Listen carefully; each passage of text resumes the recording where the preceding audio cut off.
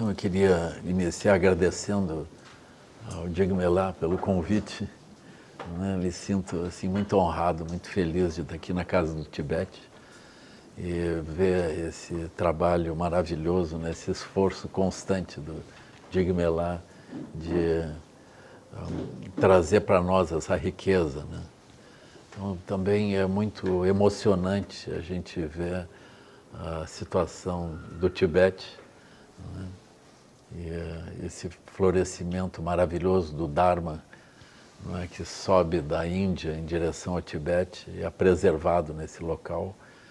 E essa, assim, como que a impermanência, como que o movimento do mundo faz essas coisas todas acontecerem, né? Faz o Dharma subir em direção ao Tibete, faz o Dharma se espalhar pelo mundo, né? De uma forma super poderosa com sua santidade Dalai Lama, né? Eu acho que os historiadores vão lembrar do tempo em que a sua santidade Dalai Lama trouxe essa grande contribuição para a nossa cultura ocidental, assim, né? Então eu acho muito comovente porque sua santidade está vivo ainda, né? E a gente pode observar esse efeito extraordinário em todos os campos do conhecimento do Ocidente. A sua santidade impactou com a visão budista e com a visão do modo pelo qual ele olha também o budismo e ele olha a nossa sociedade, né? Então, é muito raro, muito precioso que tenha surgido um mestre com essa capacidade, né, de entender a mente ocidental e entender a mente da Ásia também, né? Mas nós, como estamos no Ocidente, a gente lembra desse aspecto, assim, né? Como que ele trouxe essa possibilidade de nós entendermos melhor a ciência também, entendermos o papel da ciência na sociedade, entendermos o encontro entre a ciência e a espiritualidade. Então, eu fico muito feliz, assim, muito honrado por viver nesse tempo também.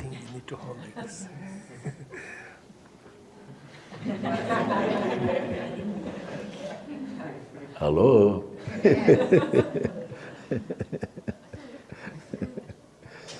Prende no bigode.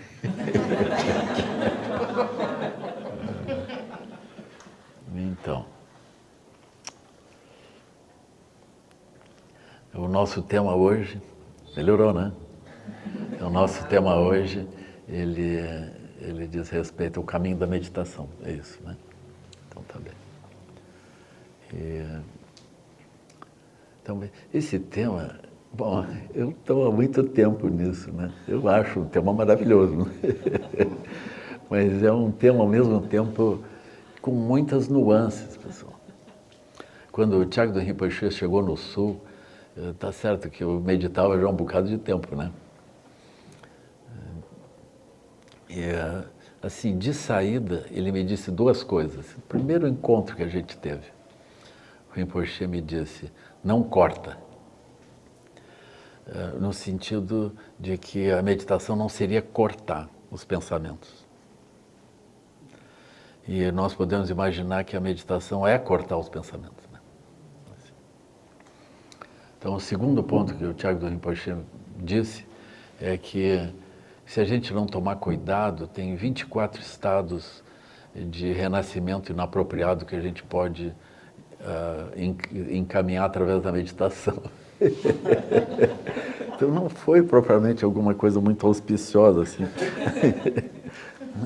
Eu pensei, bom, essa é uma grande coisa, né? Mas, então, Rinpoche, você tem que me explicar isso, tem que contar essa coisa para mim. Então, a Rinpoche só fazia assim, sim, ele ia explicar esses 24 estados.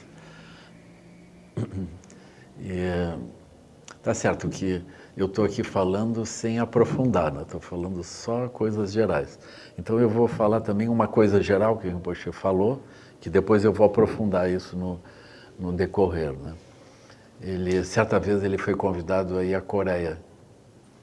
Então quando ele foi à Coreia, ele foi convidado pelos praticantes do Zen coreano. Então ele foi dar a prática de Poa. Aí ele disse que os monges rapidamente atingiram aquilo, porque eles tinham a capacidade da concentração da mente, né?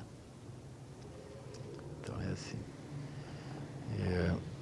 Então essas várias afirmações, elas parecem um pouco contraditórias, mas elas trazem uma possibilidade de nós entendermos melhor esse tema complexo, esse tema profundo, assim, né?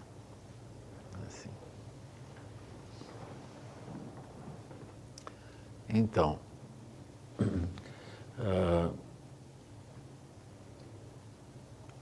nós seguimos as instruções de Dudjom Rinpoche num texto que é descrito como Iluminação da Sabedoria Primordial.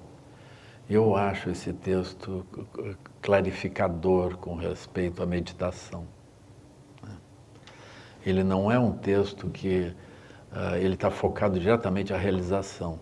Então ele não está focado no tema da meditação, ele vai utilizar a meditação como base. E hoje eu vou trazer uma visão mais ampla da meditação, portanto, essa visão que Dudjom Rinpoche traz é uma das visões. Então eu pretendo comentar outros aspectos também, né?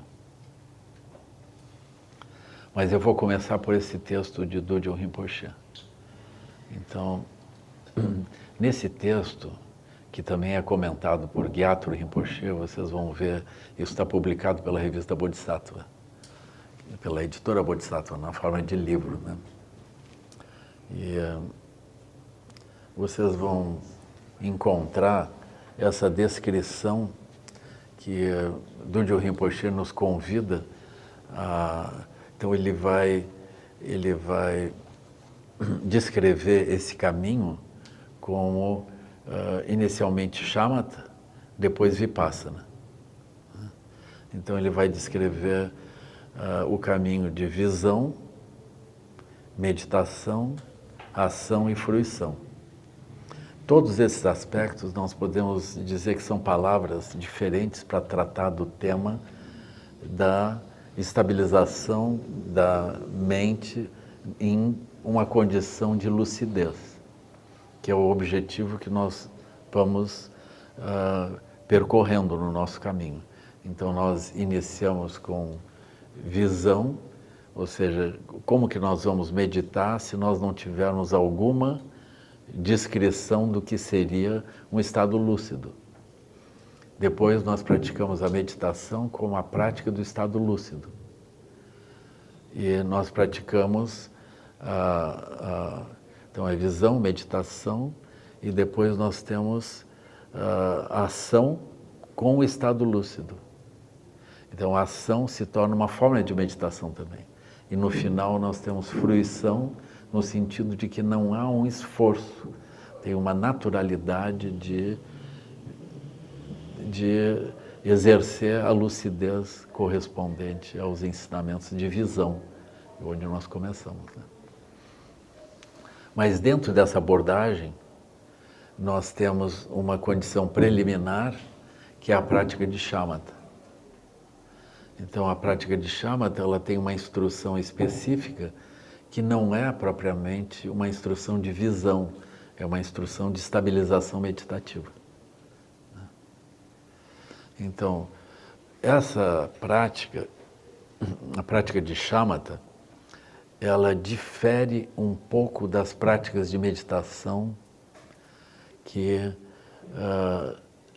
eventualmente também existem dentro do budismo, aliás, existem dentro do budismo, que são descritas como os jhanas. Então, dentro da tradição Theravada, nós vamos encontrar os jhanas e nós vamos encontrar, então, os estados que são descritos como os estados introdutórios de meditação, e nós vamos encontrar os estados mais elevados de meditação. Então nós vamos descrever 4 estados e depois mais 4 estados também, todos eles subdivididos. Então nós vamos encontrar uma quantidade muito grande de estados meditativos, todos eles descritos, né? o caminho que entra pelos Janas, ele não é o caminho que vai ser percorrido pelas instruções de Garabandorje que vão ser descritas por Dodjom Rinpoche. Não é. Mas eu espero, nesse curto encontro, poder clarificar essas questões, né? E explicar um pouco como que a gente trata disso. Eu acho interessante nós começarmos uma visão, começarmos uma viagem olhando o mapa. A gente pode iniciar a viagem pelo caminho e nós vamos andando e com o tempo nós vamos descobrir onde é que nós estamos viajando. Mas eu acho interessante a gente olhar esse mapa. Caso contrário, como o Thiago do Rinpoche estava explicando, nós podemos resultar em algum lugar longínquo, se a gente simplesmente botar um pé na frente do outro. Eu queria também trazer dentro disso uma compreensão de que esses ensinamentos, eles estão baseados, eles podem ser vistos na perspectiva da natural perfeição, onde então nós não vamos encontrar nenhum estado inapropriado, nenhum estado que a gente vai considerar que são estados desviados de fato, porque a prática da natural perfeição, que é a culminância dos estados meditativos, que é a culminância da prática meditativa de liberação. Ele não é um estado meditativo. A natural perfeição, ela vai nos levar à compreensão das múltiplas aparências como caminho de reconhecimento da natureza última. Então, se eu estiver fazendo uma meditação que é mais ou menos, isso não é um grande problema, porque se eu olhar de modo profundo, eu vejo a natureza búdica dentro daquilo também. Nós podemos ver a natureza búdica dentro do samsara usual, então naturalmente nós podemos ver dentro de qualquer estado meditativo. Nós não temos esse problema. Mas a questão é que, então nós vamos olhar isso de forma mais profunda e não apenas com a descrição daqueles estados, né? Esse é o ponto, assim.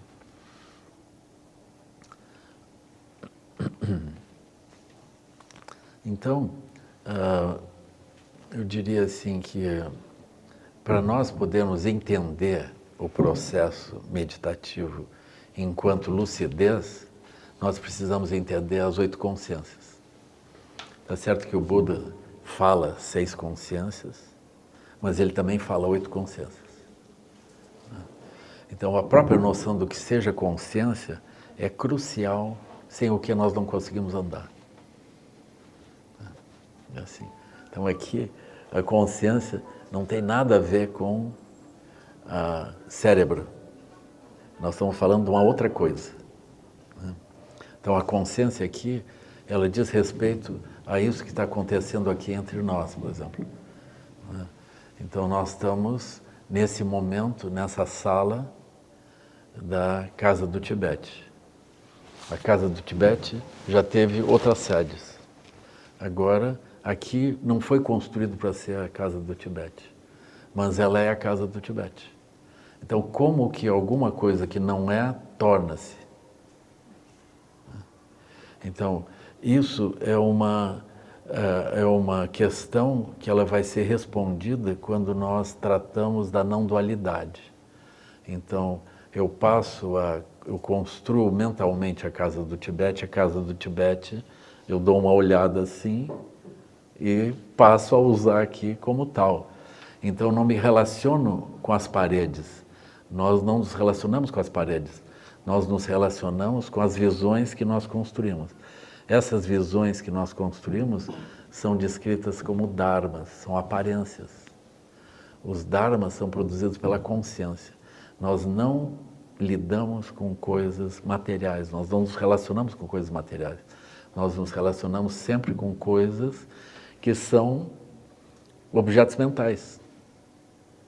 Então, é absolutamente certo que vai chegar um dia aqui que nós vamos olhar, que vai ser o último dia da Casa do Tibete nesse local. Eu aspiro que a Casa do Tibete possa ir para lugares melhores. Vamos pensar assim. Não que eu esteja achando que não seja um bom lugar, mas a gente sempre pode fazer alguma coisa melhor. Então, como é que é esse olhar que a gente chega aqui no último dia, que é a casa do Tibete, mas já não é a casa do Tibete, mas é a casa do Tibete, mas não é. Como que não é se está tudo aqui? É porque a casa do Tibete, ela surge de um modo não dual, não é? Ela não reside em um local físico, ela é alguma coisa sutil. Mas quando nós olhamos com esses olhos, os olhos não raciocinam, eles veem imediatamente a casa do Tibete aqui. Então isso é a consciência. A consciência, ela produz e vê o que ela produz. Então ela produz a casa do Tibete e ela vê a casa do Tibete produzida. É assim. Então isso é consciência associada aos olhos. Então nós vamos dizer que a consciência, ela é luminosa, porque ela produz as aparências. Do mesmo modo, nós estamos aqui nos relacionando com sons. Mas vocês não estão ouvindo sons, porque vocês ouvem significados. Então nós nos associamos instantaneamente às aparências que a consciência auditiva produz a partir dos sons. É inegável que o que está acontecendo aqui são sons e luzes. Mas nós não vemos sons e luzes, nós vemos os significados imediatamente. Esses significados, eles são um pouco diferentes de cada pessoa. Cada pessoa constrói com a sua consciência o significado e se relaciona com aquele significado que ela produz. Então, assim são os sons. Então, assim a consciência visual e a consciência auditiva. Então, a consciência, pessoal, ela é super poderosa. Ela manifesta luminosidade e produz os mundos que nós vamos nos relacionar. Então, dependendo do que for dito, nós podemos nos alegrar, nós podemos rir e nós podemos chorar. Mas são só sons.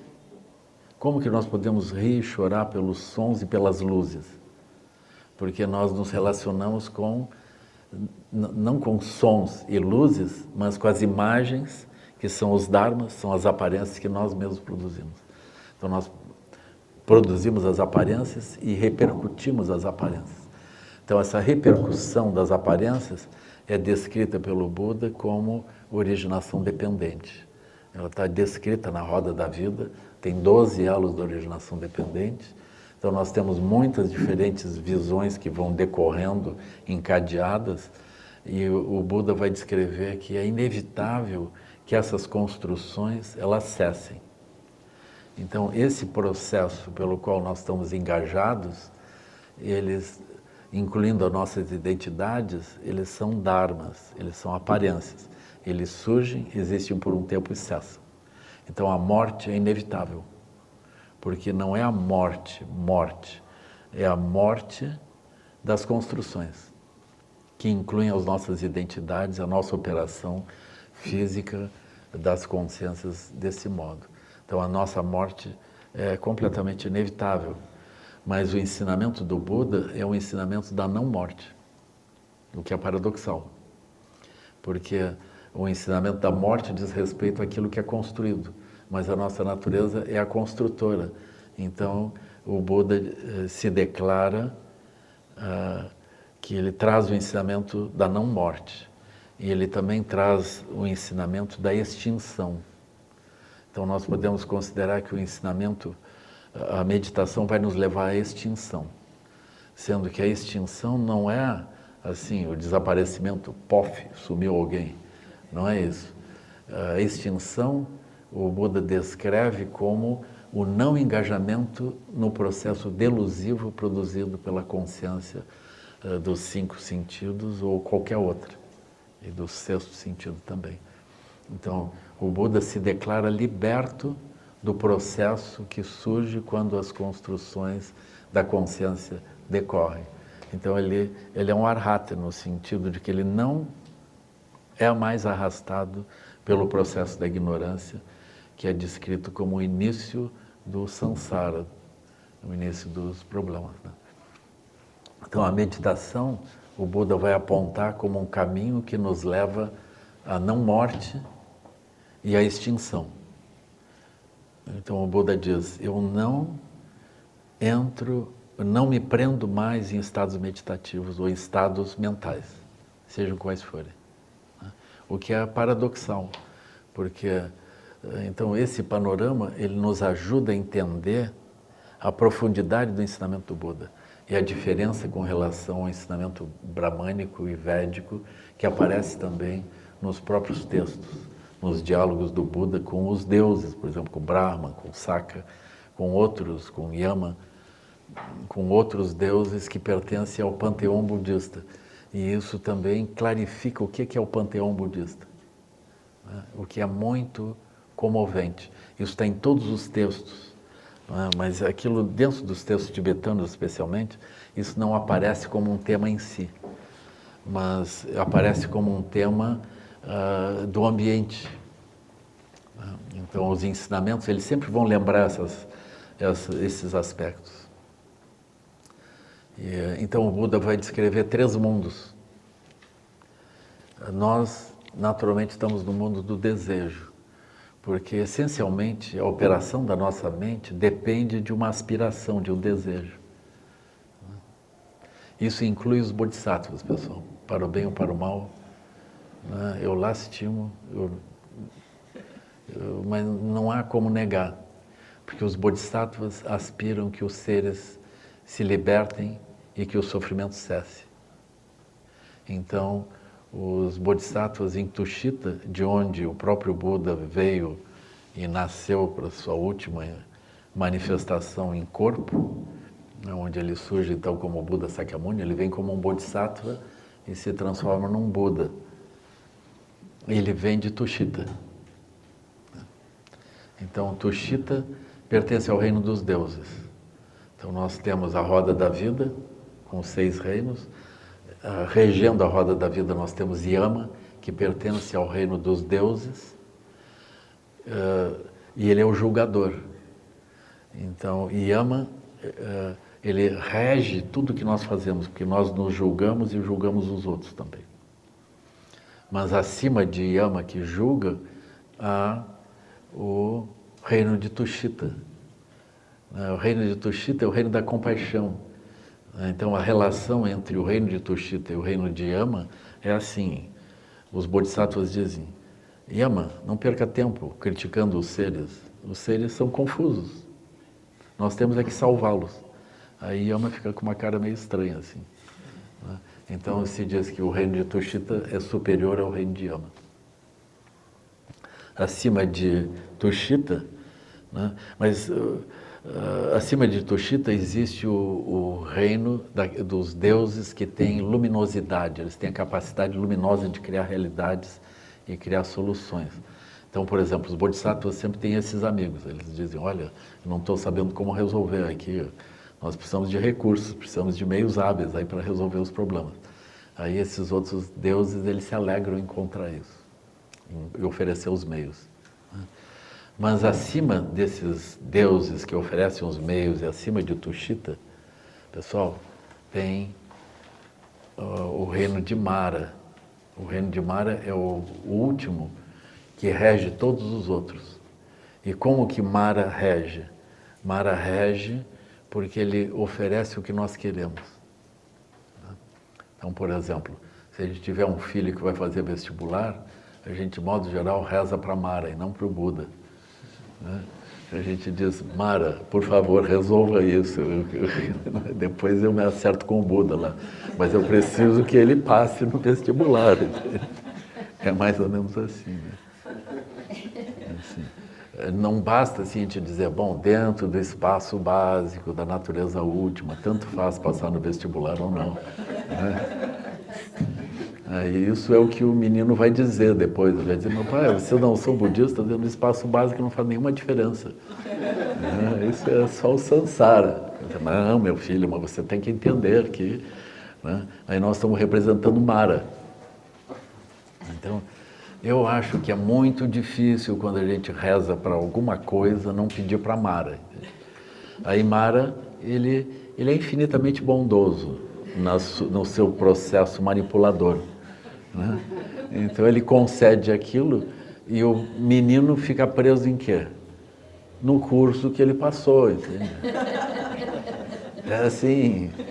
E aí ele vai seguindo preso. Aí, se a gente rezar, ele deveria casar, encontrar uma menina maravilhosa, etc. Aí Mara diz, concedido, né? Aí vem uma menina assim, apaixonante, e ele, tchá. Por que que aquilo é interessante para Mara? Mara prendeu mais um. Prendeu nos processos comuns, causais do próprio Sansara. É isso, entende? Então Mara é um perigo, porque ele sempre chega sorrindo e oferecendo. Por isso ele domina o processo todo. E o Buda chega com aquela cara, isso é ilusório, né? Então, eventualmente o Buda é visto como um ser irado, né? É assim. Então, a meditação decorre no meio de tudo isso, pessoal. Ela decorre no meio desse cenário. Agora, nós estamos no mundo do desejo, isso significa o quê? Os bodhisattvas vão chorar. Como é que um bodhisattva pode chorar? Os bodhisattvas vão chorar. Por quê? Porque eles veem o sofrimento, eles vão se comover. Eles não querem sofrimento. É assim. Então, os bodhisattvas, essa é a história de Chenrezig. Por que Chenrezig tem aquele corpo todo quebrado, com os 1000 braços e 11 cabeças? Aquilo foi um problema existencial que ele teve. Então ele tratou de curar o mundo e inventou de olhar para trás e ver o que tinha acontecido. Viu que estava tudo igual. Então isso, os bodhisattvas que estudam doutrinas sociais e políticas e querem endireitar o mundo, aquilo vai dar problema. A gente tem uma frustração, assim, né? E é parecido com a frustração dos médicos, né? Quanto mais eles curarem, mais gente aparece para ser curada. É isso de pensar, bom, e aí? Isso melhora ou não melhora? Melhora, mas ao mesmo tempo não resolve. Então o Buda da medicina, o que é? Ele é o espaço básico, ele cura tudo, porque o espaço básico cura tudo. Assim, a natureza búdica cura tudo. Então esse é o Buda da medicina. Quando a gente ficar muito doente, o melhor é rezar para o Buda da medicina. Ou seja, o espaço básico é a nossa própria natureza. Então nós temos ansiedades porque nós não estamos repousando na nossa própria natureza. Nós estamos repousando em coisas construídas, que inevitavelmente cessam. Aí a nossa ansiedade está aqui. Então, os bodhisattvas, eles querem endireitar os problemas. Eles sofrem também. É inevitável. Então é importante a gente entender isso, porque nós vamos ter frustrações dentro do caminho dos bodhisattvas. É inevitável. Então, nós podemos ter frustrações nos vários âmbitos do mundo do desejo. Então, lá pelas tantas, pessoal, surgem os estados meditativos do mundo da forma. Por exemplo, todo mundo que já foi numa sessão de yoga sabe o que acontece no relaxamento. Aí a pessoa está lá, então agora você sinta o contato com o chão, relaxe, inspire, solte o ar devagar e sinta o corpo se aquecendo. Você está em paz, a sua mente em paz faz o mundo surgir em paz também. Nós já estamos assim. E acima o céu. E aí a gente vê que aquilo é um estado maravilhoso.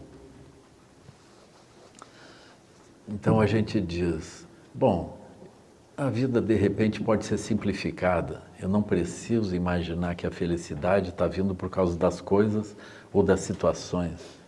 Eu posso estabelecer a minha mente num estado autônomo de felicidade. Eu não preciso dessa complicação do mundo do desejo. Então aí, pessoal, plim, foi o mundo do desejo.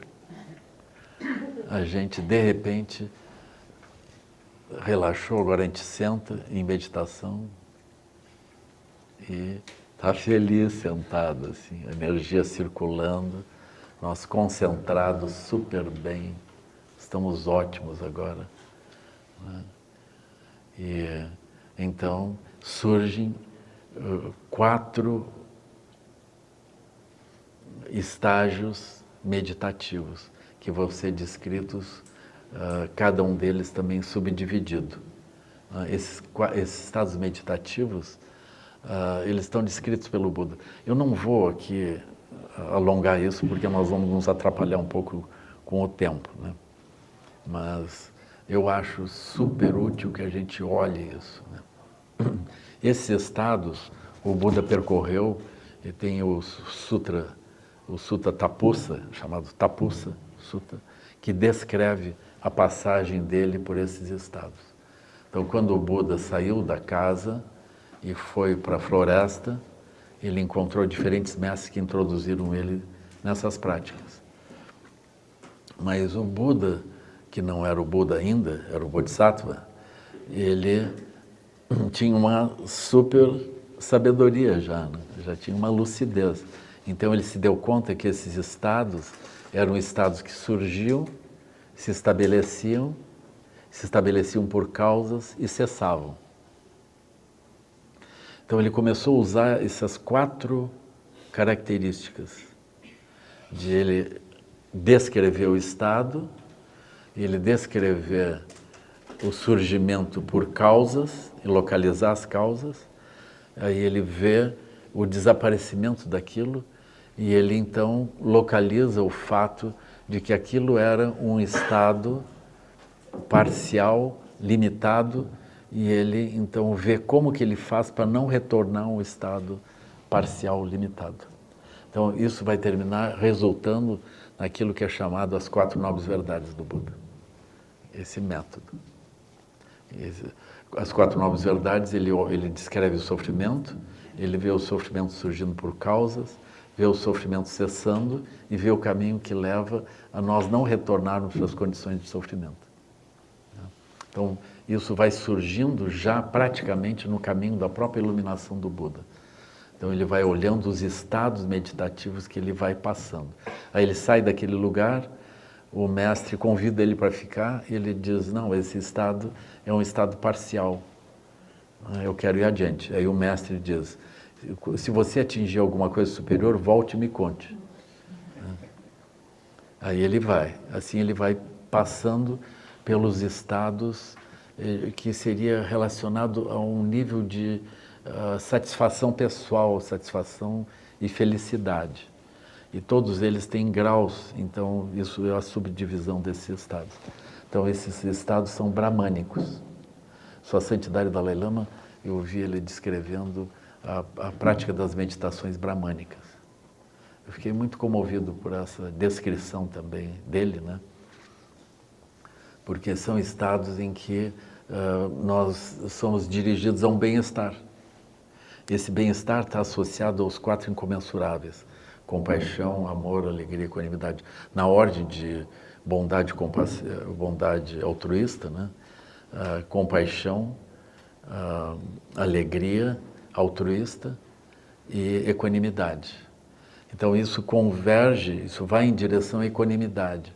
Então nós progressivamente, meditando em estados construídos, ainda que sejam estados artificiais, ligados ao bem-estar, nós vamos progressivamente chegando no estado de equanimidade, que é o último estado dentro dos estados construídos que buscam satisfação.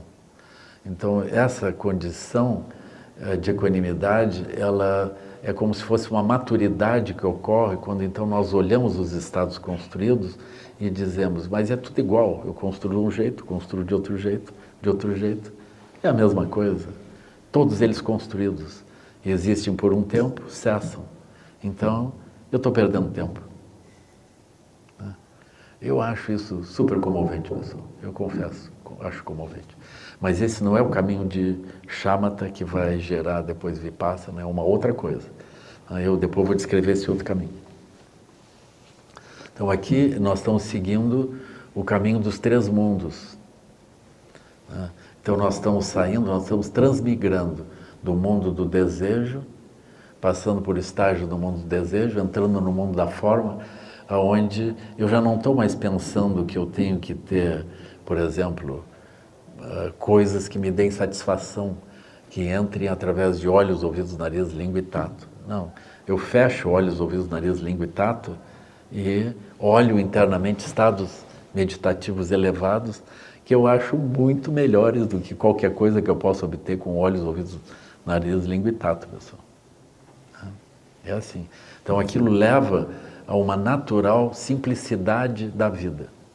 Então vocês vão ver muitos meditantes nesse âmbito, eles simplificam completamente as necessidades deles e a necessidade deles protegerem o próprio corpo, porque eles estão mergulhados nesses estados e aquilo é suficiente. Então eles vão descartando as demandas que brotam do mundo do desejo.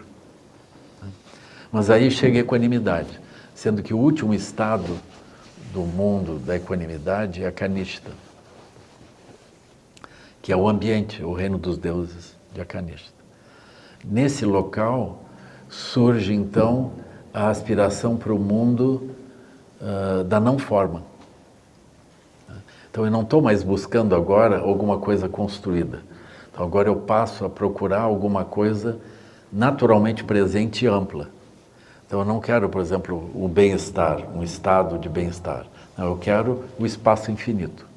Eu quero fundir minha mente com o espaço infinito. Aí o Buda, no caso, o Bodhisattva senta lá e tchum, espaço infinito. Mas aí ele diz, eu segui praticando e vendo isso, aí eu tive um desconforto. Eu vi que havia uma artificialidade. Aí eu pensei, então, a consciência infinita. Aí aquilo me deu, inicialmente, eu não tive esse impulso. Eu pensei, não. Mas aí ele pensou, não, eu vou fazer esforço em direção à consciência infinita. Aí ele estabelece a consciência infinita. Aí ele fica nessa experiência como se então fosse o final. Mas depois de um tempo, como aconteceu nas outras, ele teve um desconforto. Então esse desconforto, ele leva à compreensão de que ele precisa ir adiante, aquilo tem uma artificialidade. Então novamente aquilo surge por causas, cessa, e aí ele então aspira a não entrar mais nesses estados. Aí ele entra no nada, que é uma palavra em Pali, em sânscrito, N-A-D-A, nada. Eu acho que de lá é que veio o nada para cá. Né? Aí tem um nada, ele entra no nada, aí ele vê que o nada não é nada. O nada é uma construção também. Né? Aí ele entra na nem percepção, nem não percepção. E ele vê que isso também é uma artificialidade. Aí ele entra em Niroda. Niroda, que é a suspensão total da atividade, é como se fosse um coma. Suspende. Aí ele vê que isso também é uma artificialidade, é um estado particular. Aí ele pensa, bom, então não tem mais solução, estamos perdidos aqui. Né? Aí ele se dá conta que essa condição, aí ele vê que havia uma lucidez acompanhando ele esse tempo todo, e que essa lucidez era livre de qualquer um desses estados. Aí ele diz, oh, eu sou essa lucidez. Então, aí ele diz, eu não entro mais eu estou liberto, eu não entro mais em estados mentais, eu não fico preso em estados mentais. Então assim ele percorreu esse caminho. Aí ele se declara, eu estou extinto. Por quê? Porque a existência surge a partir dos estados, a existência é sempre uma construção. Então ele se declara, eu estou extinto, eu vou fora. Mas eu quem? Então, esse é um tema essencial que vai ser trabalhado no Iluminação da Sabedoria Primordial. Então tem essa expressão, sabedoria primordial, que é uma das expressões da natureza búdica. Que o Buda se defrontou com a sabedoria primordial. Aí ele pode pensar, mas da onde que brota essa lucidez incômoda que não fica satisfeita em nenhum estado mental? Da onde que brota? Então surge essa questão que Dudjom Rinpoche vai introduzir, que é assim, a mente lúcida começa a olhar as aparências todas, mas de repente, como nós estamos aqui olhando os sons, né, e os significados e as consciências, nós estamos olhando. Aí de repente a consciência lúcida se volta sobre si mesmo e pergunta: e você que está aí no canto, só dando palpite, né, você é o quê? Então isso é outra área dentro do processo de Vipassana. Mas isso não acontece em nenhuma das experiências do mundo do desejo, nem do mundo da forma, que nós estamos estabilizando, e nem do mundo da não forma, e nem em Niroda.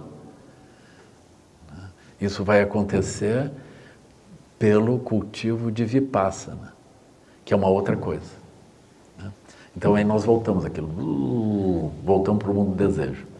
Nós estamos aqui, mundo do desejo. Como é que a gente faz então? Não adianta eu tentar ir para o mundo da forma e da não forma. Eu vou entrar no mundo da lucidez. Então nós atravessamos, nós deixamos para trás olhos, ouvidos, nariz, língua e tato, através de shamatha. A gente para, definição de shamatha é isso, pessoal. Olhos, ouvidos, nariz, língua e tato e mente, ou seja, originação dependente. Nós precisamos entender que mente é luminosidade, construção luminosa das consciências, e a originação dependente. Senão a gente não vai conseguir avançar. Originação dependente é crucial, ou seja, uma aparência que surja, ela serve de base, ela é a terra da construção mental seguinte, que se torna a terra da construção mental subsequente. O Buda descreve isso associado aos 5 elementos. Então aqui eu usei intencionalmente o sentido de terra. E toda construção que a gente tiver de terra, ela vai depois, logo em seguida, manifestar água, fogo e ar, como sutilezas do processo da construção mental. As nossas construções mentais têm sempre 4 elementos, ou 5. Então o Buda descreve isso. Isso faz parte do samsara, faz parte da confusão. Nós colocamos terra onde não tem terra. Não há terra. Mas nós criamos a terra. Agora, quem é que diz isso? A sabedoria primordial olhando o que a mente está fazendo. Mas agora nós atravessamos, tomamos shamatha, interrompemos olhos, ouvidos, nariz, língua e tato, e é a sequência mental como originação dependente. Então nós atravessamos para o outro lado do rio do sofrimento. A gente podia dizer, bom, se eu parar com olhos, ouvidos, nariz, língua, tato e mente, sobrou o quê? Nada, né? Aí eu entro num coma. Mas não é. Tem a mente que está vendo isso. Dogen Rinpoche, tudo isso tem sutilezas, pessoal. Aquilo parece um trajeto pelo Google Maps, aí a pessoa dizendo, agora vai por aqui, agora dobra para lá, dobra para lá. Não, você é um trouxa, não dobrou no lugar certo. É assim, aquilo está cheio de histórias assim. Né? Nós estamos andando e a gente acha uma coisa bonita, ele diz, não olhe para lá, é para o outro lado. Né? É assim, então nós estamos fazendo shamatha. E aí nós vamos praticando. E aí Dogen Rinpoche dá uma dica, senão tu não atravessa aquela porta. Aí ele diz assim, você nessa prática de shamatha, a sua mente está estável ou ela está agitada? Ele diz assim, como se não fosse nada isso. Aí tem uma porta, pessoal. Você tem que ver a coisa certa nessa pergunta. E eu não vou contar.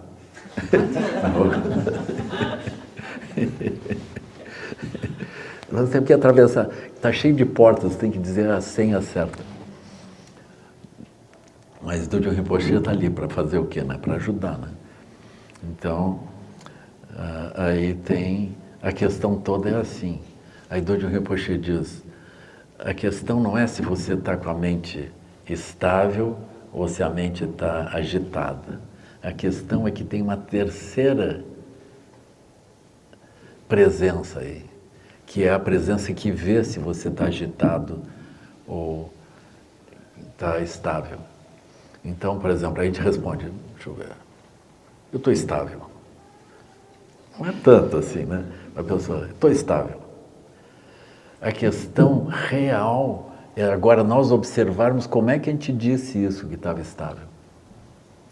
Então existe um tipo de visão que vê a própria mente. Então esse é o ponto que atravessa os processos comuns do samsara. O processo comum do samsara é assim, a minha mente está aqui ou está ali, eu estou fazendo isso, estou fazendo aquilo. Mas existe uma mente que é lúcida, que vê isso dentro. Essa mente, nós vamos fazer o caminho por essa mente. Essa é a mente de Vipassana. Essa é Rigpa, é a mente que olha dentro. Aí, mas eu tirei olhos, ouvidos, nariz, língua e tato e mente, como é que sobrou alguma coisa que vê? Pois é, esse é o olho que nós precisamos. É esse olho que vai fazer o caminho. Ele está no outro lado. Ele não diz respeito a ouvir os sons, nem ver as luzes, etc. Nós podemos fazer esse caminho da mente, esse caminho da mente que é vista como tal, olhando luzes e sons, etc. Mas, na verdade, é a mesma coisa. Por exemplo, quando eu pergunto, a mente está estável ou está agitada, eu estou olhando aquilo, eu estou praticando o olho lúcido, que vê o que está acontecendo. Então, se eu estou também no meio das luzes, dos sons, etc., tem essa mente lúcida vendo o que está sendo construído e feito. Por isso que a gente pode dizer que, por exemplo, aqui tem os sons, mas nós não estamos ouvindo os sons, nós estamos ouvindo, acessando as construções mentais que a gente cria. Quem é que está vendo isso? É essa mente que está olhando lá por trás. Essa é a visão que importa. Essa é a visão que vai fazer o caminho. Ela é completamente diferente da visão deludida de um estado de bem-estar. Onde eu estou mergulhado no bem-estar sem nem me dar conta como é que aquilo aparece, o que é aquilo. Vocês entendem? É completamente diferente. Então, o samsara, nós estamos mergulhados em estados mentais, que podem vir dos objetos, das luzes, dos sons, mas eu estou preso em estados que eu mesmo construí e que eu penso que são separados. Mas agora nós estamos atravessando através desse olhar que vê lá dentro mesmo. Então esse é o caminho que leva, que ele termina descortinando de um modo completo a sabedoria primordial, que é isso. Então é o caminho que traz a iluminação, a clarificação da sabedoria primordial. É assim. Então isso é o caminho de meditação mesmo. Né? Então eu fiz uma introdução ao título. E agora eu vou começar a palestra.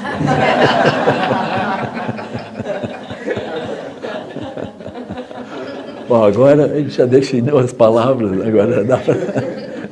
Mas infelizmente hoje não vai ter palestra, porque terminou o tempo. E é assim, pessoal. Então nós vamos entrar em Shamatha. Nós entramos em Shamatha e entendendo Shamatha, e entendendo o que é essa visão que vê, nós temos a visão. Portanto, se eu tenho a visão, nós agora sabemos o que é meditar. Meditar é usar a visão nas várias circunstâncias. Então, aí vem Tiago do Rinpoche e vai dizer, não corta. Por que não corta? Porque aquilo que aparece é o tema da meditação. É assim. Né? Mas esse é o ensinamento do Buda. Isso não é assim, isso foi desenvolvido posteriormente por outras linhagens, isso pertence ao Mahayana, não pertence à tradição Pali. Não, na tradição Pali vocês vão ler isso totalmente, está completamente claro. É assim. Então, nós entramos nesse caminho, que olha com profundidade e manifesta a visão. Então o Buda, quando ele vai descrever o nobre caminho óctuplo, ele começa assim, primeiro passo do nobre caminho, visão. Assim. Sem visão, nós não temos como andar. Ele vai usar então visão e também motivação, que é a determinação, é a razão pela qual nós vamos andar. Né? Quando nós desenvolvemos visão, pessoal, desse modo como eu estou descrevendo, como é que nós vamos julgar as pessoas e condenar e gerar má vontade em relação às pessoas? Né? Assim, os seres são seres mágicos presos dentro de mundos mágicos. Aí nós vamos dizer o quê? Nós vamos condenar o quê? Não tem o que falar. Então a compaixão é natural. E também nós não vamos castigar as pessoas com o corpo, vamos matar as pessoas, né? Vamos roubar das pessoas, estuprar as pessoas, né? Nem vamos usar a fala para agredir a pessoa, para falar mal dela, para criar desarmonias com outras pessoas. Nós não vamos mentir, nós não vamos criar confusão, não vamos falar inutilmente. Também não vamos ficar presos às identidades ou ideias rígidas e também a aquisitividade ou avareza e má vontade que a gente... só com o pessoal do outro time, assim, um pouco assim. Então, aí nós eliminamos os defeitos de corpo, fala e mente, pelo menos um pouco. E aí nós manifestamos uma clareza diante disso, que é descrito como intenção iluminada do Buda, intenção iluminada de Guru Rinpoche. Eu diria assim, intenção iluminada de Sua Santidade Dalai Lama, que é quando ele olha as aparências comuns, brota uma aspiração intensa de clarificar isso e clarificar as mentes e ajudar os seres de fato. Então, a visão do sofrimento, ela impulsiona naturalmente a clarificação disso. Então, nós vamos explicar isso como a própria manifestação de Chelenzig, né? Inseparável de Manjushri. Porque Manjushri tem aquela espada lá, né? Que ele está cortando a ignorância, mas ele corta a ignorância para quê? Para liberar os seres do sofrimento. Então é completamente ele, Chelenzig e Manjushri estão juntos. Tá? Então Sua Santidade Dalai Lama é Chelenzig, mas como é que ele se manifesta? Ele está lá, cortando a ignorância. Tá? E como é que impulsiona? Como é que isso é impulsionado? É impulsionado por aquilo que é chamado intenção iluminada. E a intenção iluminada, ela está impressa nas coisas. Por quê? Porque o cientista também vê isso. Ele olha o mundo, não entende, mas ele tem um traço de intenção iluminada. Ele olha, ele quer descobrir, ele quer olhar. Então, se os cientistas eles vão até o fim do caminho, eles terminam descobrindo a mente deles, eles entendem a não dualidade, eles vão embora. Por quê? Porque eles estão no caminho de clarificação das aparências. Eles não encontraram um método, porque de modo geral os cientistas operam dentro da noção de dualidade, de separatividade. É muito difícil encontrar uma linguagem dentro da ciência que dê conta disso, né? Mas é possível, existe, mas ela não toma conta. É uma visão que ela se defronta com a visão separativa, e a visão separativa sempre tem a tendência a retornar. Como eu estava explicando aqui, né? Na hora mesmo a gente reza para Mara. Né? Na hora do vestibular a gente reza para Mara, na hora do emprego que a gente está querendo a gente reza para Mara. Então onde é que fica a não dualidade, o estado iluminado, a condição naturalmente livre de todas as coisas? Se a gente está doente a gente reza para ficar bom, né? Então ainda que aquilo não tenha solução, a gente reza para ficar bom. Então a questão da dualidade ela se reintroduz, né? E é um tema interessante, né? O tema da dualidade eu acho um tema interessante, porque, enfim, por que nós vamos preservar a cultura tibetana? Então, esse é um ponto importante. É como preservar o nosso próprio corpo. O nosso corpo é o veículo para seguir o Dharma e atingir a iluminação. O Buda, ele falou para os seres humanos. É muito importante a gente entender que nós precisamos preservar o nosso corpo humano precioso como veículo de seguir o caminho, né? Nós temos uma confusão dos seres humanos. Essa é uma boa confusão, porque o Buda veio e explicou essa confusão. Então a gente transforma isso em caminho. Agora, vocês imaginem a quantidade de bênçãos que foi produzida na terra do Tibete pelas sucessivas gerações de mestres que iluminaram todas aquelas aparências. Então as próprias aparências, elas carregam o benefício de produzir as transformações da mente. Então o ambiente é um ambiente curativo, porque o remédio do Dharma está impregnado em tudo. Então, a cultura tibetana, ela é a cultura de um povo, mas essa cultura de um povo, ela é inseparável da própria cultura budista, da visão também, né? E a cultura tibetana, ela é muito particular, ela é muito especial, né? Então, esses elementos, eles são muito interessantes. É interessante a gente poder aprofundar isso, né? Mas eu, antes de encerrar, eu queria retomar também o ponto dos mundos, dos deuses, que é o mundo da forma e o mundo da não forma, porque compassivamente, amorosamente, nós podemos transformar o mundo da forma e o mundo da não forma num caminho de iluminação. Então, o próprio Buda, ele transforma o mundo da forma, o mundo da não forma, em caminho de iluminação. Ele percorreu esse caminho. Então, ele dá o exemplo. Nós podemos fazer um atalho, entrando pelos ensinamentos que ele mesmo dá, né? Que é o caminho de shamatha, visão, meditação, ação, fruição, que é um caminho direto.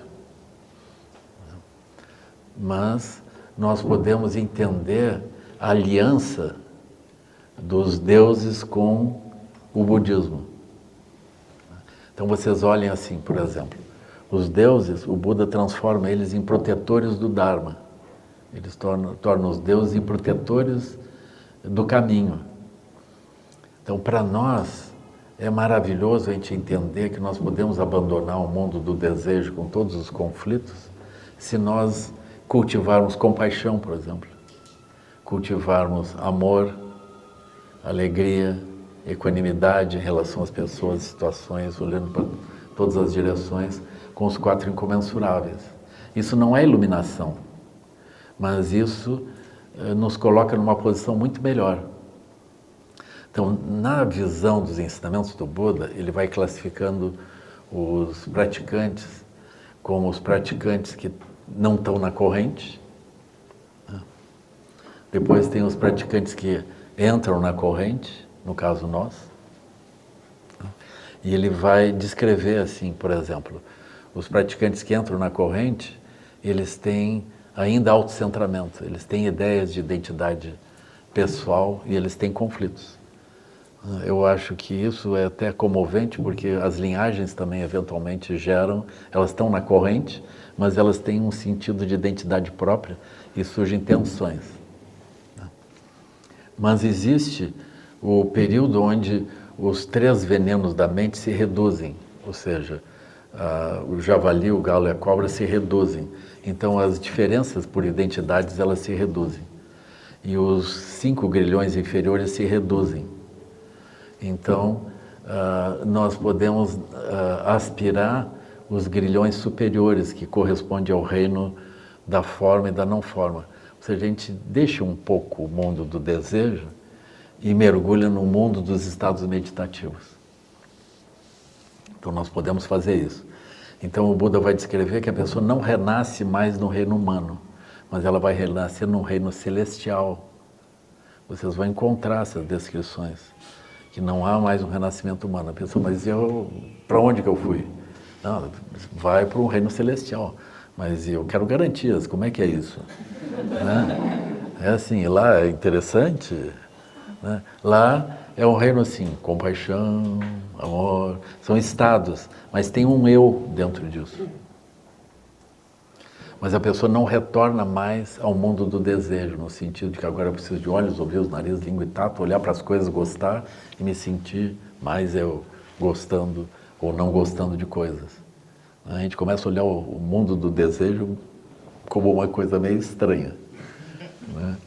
Isso significa que na próxima nós temos uma vida aqui agora e depois a gente não volta. E no mundo da forma e no mundo da não forma, nós completamos isso e atingimos a liberação completa. Então isso pode se tornar também se a gente não atinge a liberação com a nossa prática, é provável porque a gente teve uma fixação em estados meditativos particulares. Então, eventualmente, se esses estados são estados elevados, a gente não volta mais ao mundo do desejo, mas a gente renasce num outro lugar. a gente pode pensar, mas onde é que estão esses outros lugares? É assim, eles não são lugares físicos. Do mesmo modo, quando nós estamos olhando dentro da nossa mente, aquilo não é um lugar físico, né? Então, é assim. E eu acho que eu não falei nada de meditação aqui, né? É assim. Vai falar no retiro. Não percam. Mas então eu vou encerrar nesse ponto. Não vou nem olhar para o relógio, com vergonha. Mas se vocês também tiverem alguma pergunta, fico feliz assim, de a gente seguir conversando, né? Mas essencialmente vão apoiar a Casa do Tibete e apoiar os eventos. Agora vem a Mandala de Areia, né? A Mandala de Areia vai também ao Sukhavati, lá ao lado de Curitiba, em 4 Barras, em agosto, né? E assim, então a gente vai indo, pessoal. Essa é a nossa felicidade. Nós somos no Dharma, nós vamos transformando tudo em boas coisas. Isso é o que acontece com o reino dos deuses. A gente vai transformando tudo em boas coisas, assim, né? Aí os deuses estão aliados ao caminho. Então a gente vai transformando as boas condições, saúde, as várias circunstâncias, que são ótimas para poder seguir melhor o caminho. Assim, então nós vamos gerando méritos, evitamos criar karmas e vamos avançando. É isso. E assim... Obrigado.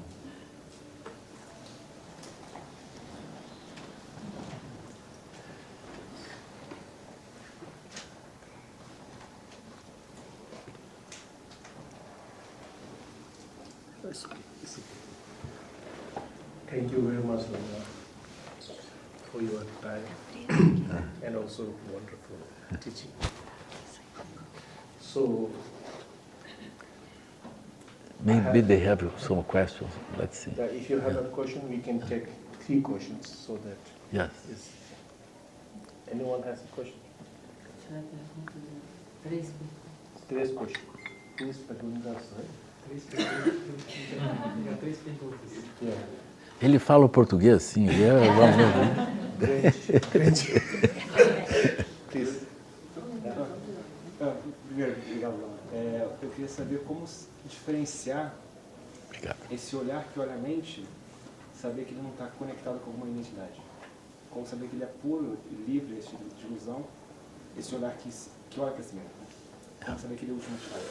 A gente tem que perguntar para ele. É que, é assim, as 8 consciências vão ajudar. Por quê? Porque a gente precisa entender como é que a nossa mente está operando. E as 8 consciências te dão um mapa como que ela está operando. E aí nós começamos a ver isso. Então nós precisamos purificar a 8ª consciência. Se a 8ª consciência está purificada, aí isso vai ocorrer. Se não está, é assim, nós temos os 5 obstáculos ocorrendo.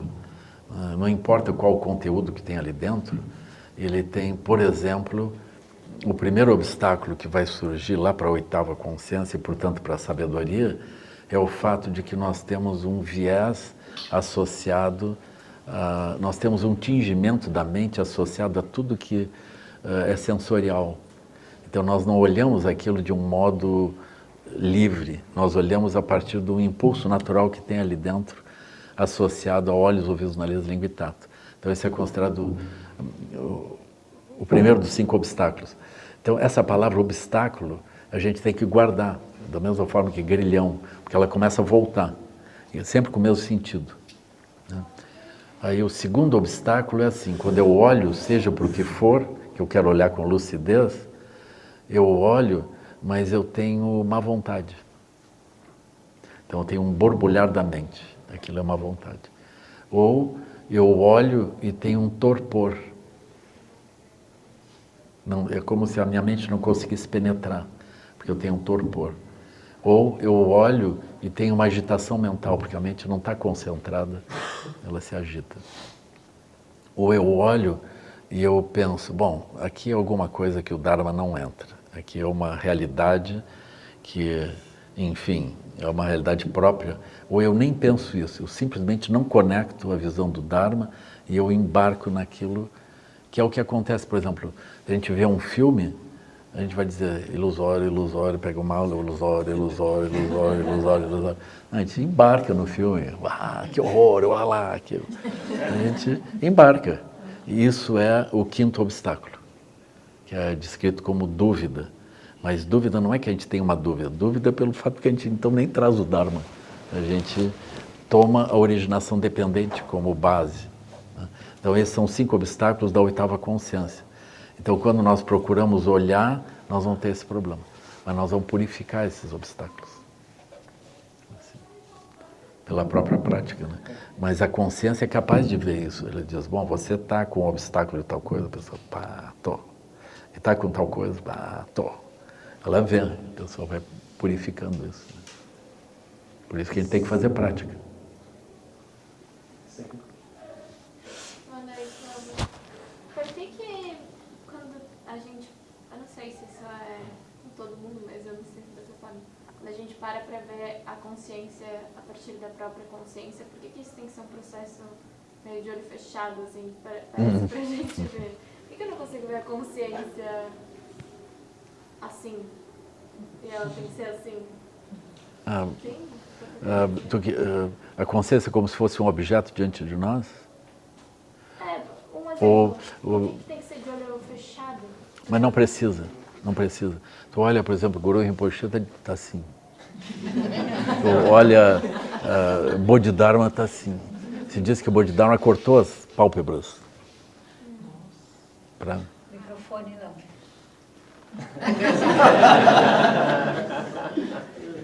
Então o Bodhidharma cortou as pálpebras. Aí ele tem olhos de touro, assim.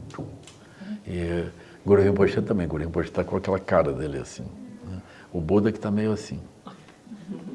Né? Então não é necessário.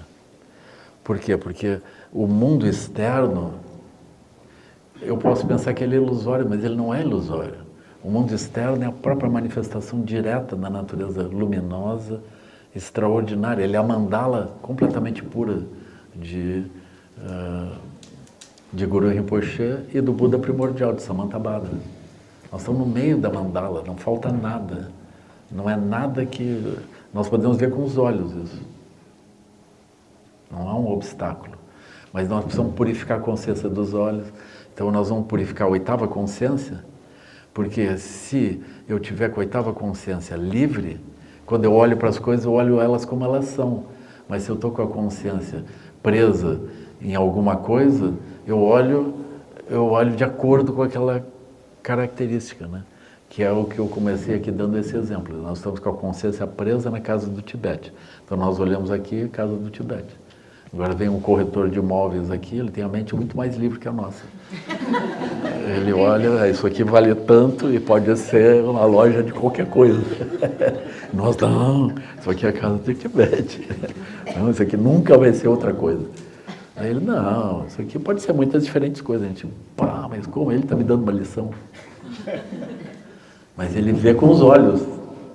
É assim, aqui a gente passa uma parede, ali a gente faz não sei o quê, faz mais um banheiro ali. Mas como? O que é isso? É assim. Então esse é o olhar. Esse olhar ele está sempre livre. Só que o corretor também, ele não tem um olhar livre. Ele tem um olhar e com outros referenciais, é essencialmente isso. Né? Mas nós podemos... Os Budas olham e eles veem tudo completamente... A gente reza que eu tenha a bênção de ver todas as aparências como Dharmakaya. Mas estou de olho aberto. Olhos, ouvidos, nariz, língua, tato, mente. Mas eu posso, por exemplo, então, quando eu entendo direito, que eu vejo o mundo, eu entendo a minha própria mente? Faz sentido? Faz sentido, porque se tu tiver um perfil da 8ª consciência construído, aquilo é tu mesmo. Mas se tu tirar daquilo, tu vai dizer, eu estou extinto. Eu sou o quê? Não, se não tem uma configuração de 8ª consciência, eu lastimo, mas você não existe mais. Assim. Aí não tem a base para a 7ª consciência. Por exemplo, não tem jogo.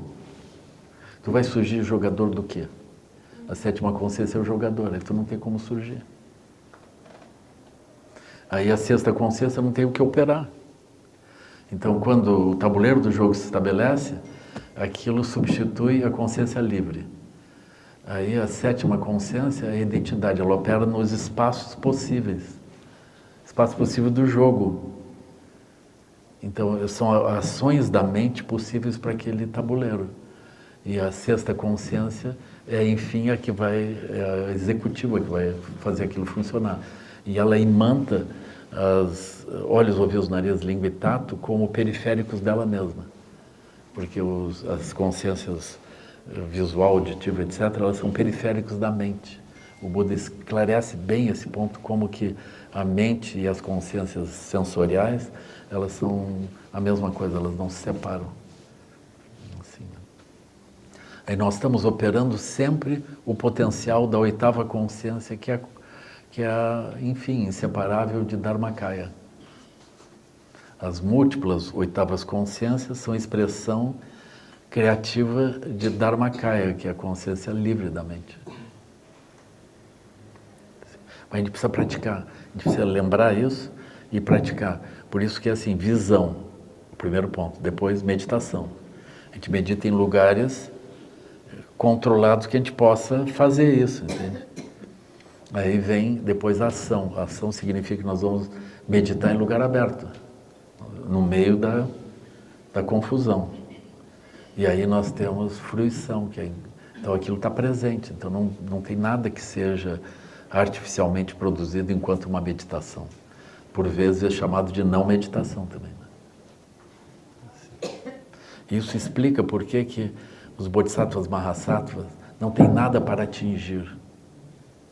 Está no Prajnaparamita, não tem nada para atingir, pessoal. Explica por que o Buda, no final, ele diz que ele atingiu a iluminação, mas não tem nenhum conhecimento que ele tenha para oferecer. Não tem um Dharma escrito, organizado. Não tem como. Porque o Dharma, ele está escrito nos Dharmas, nas aparências. O livro do Buda está escrito nas aparências. Mas é isso, pessoal. Então, obrigado, tá? Bom, acho que tinha mais uma pergunta, né? Foram duas. One more question. Por favor. Lama, a purificação da oitava consciência, eu posso pensar que um caminho para essa purificação é a purificação dos 5 obstáculos? Posso olhar dessa maneira? Porque parece muito difícil. E dos 10 grilhões. Vamos botar mais 10 grilhões e vamos botar os 3 venenos. E aí a gente soma também os 4 elementos, 5 escandas, aí tá bom. Essas coisas elas se conectam umas nas outras, né? Trata de uma, trata da outra. Mais ou menos. Mas é importante a gente lembrar disso. Lembrar disso, né? Desses vários tipos de operações mentais condicionadas que a gente não se dá conta disso. Eu acho comovente, pessoal. E o Buda pega isso e entrelaça com as descrições dos renascimentos, das outras vidas, dos obstáculos, dos sofrimentos, da impermanência, que são ensinamentos mais abertos, né? Aí quando tu vê esses ensinamentos mais abertos, todos eles brotam dessa base muito profunda. E está tudo harmonizado, tudo arrumado, assim. Super bonito. O budismo é maravilhoso.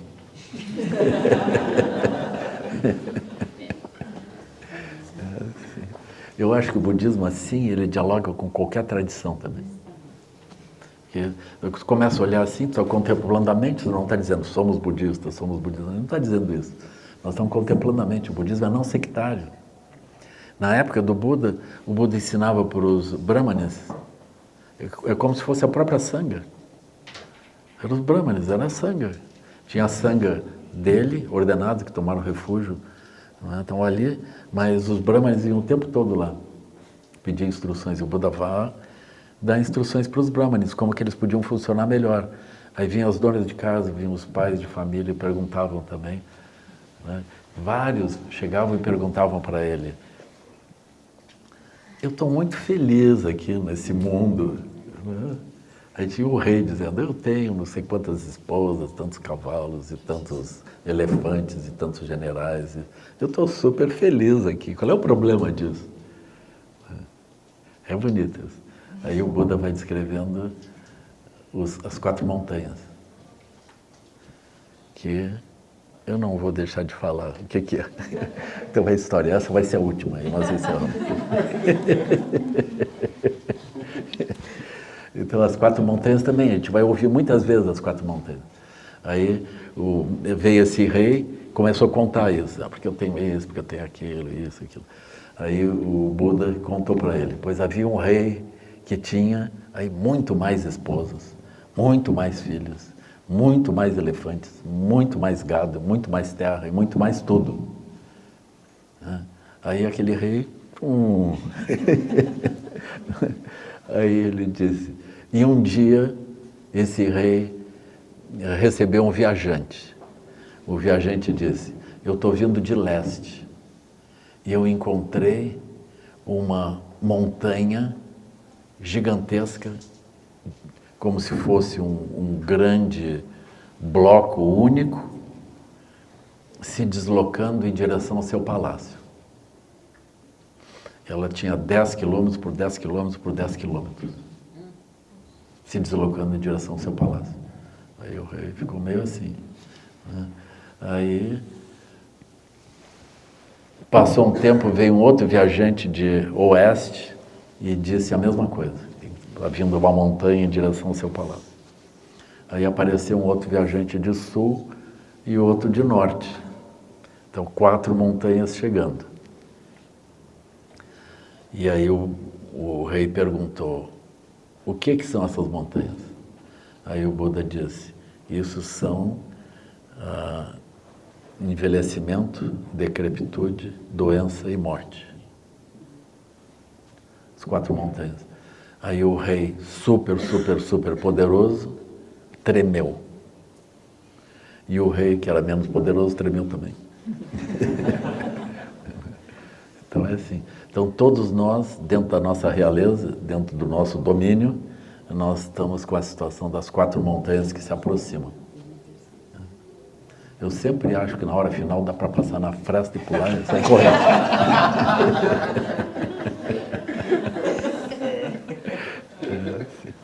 Mas é isso, pessoal. Tá bom. Obrigado. Nós vamos fazer uma dedicação super curta. Que os méritos desse encontro se expandam e toquem a todos. Que o Mestre Universal da Paz e da Compaixão, Sua Santidade Dalai Lama, juntamente com todos os mestres de todas as tradições que veiculam essa mensagem, tenham longa vida. Que todos estejam a salvo de gerar pensamentos negativos, o obstáculo mais destrutivo. Que esses pensamentos nunca surjam em nossa mente. E que todos os seres também estejam livres de pensamentos negativos. Quem lome chosun ring lunche, sasson chapar peldro chosun, wadang midrau do sungelecho. Tá bem. Desculpa aí qualquer coisa pelo horário. No. Before we conclude, yes, Lamana for giving such a wonderful teaching, and I want to introduce Shobhan Sasana. He is the Indian community president in Sao Paulo, and also the very renowned international international journalist from India. He has worked as an editor-in-chief of one of the biggest Indian newspaper, and now he's a consultant, giving consultant all over most of the Indian news agency for the Brazil. He's an expert on Brazil and India and all over the world, international. So he's a friend of Tibet. That's why he's here. He came here as a friend of Tibet, and he knows many things about Buddhism. So his wife also knows everything. So because I want to introduce Lamala with Shobhan Satsana. Thank you. Obrigado. So thank you for everyone coming here for our teaching. So I hope we have another teaching here soon. Yes, please. So thank you, Daniel, my colleague. So thank you. Boa noite. Boa noite, pessoal. Thank you. So we'll have a one group photo here. Excuse me. We'll have a group photo. Photo group. Ah, yes. Photo group. Ah. Here, I think there. Here. Pode ser aqui? Yeah, no problem. So we'll, Aí fica registrada a minha glória aqui.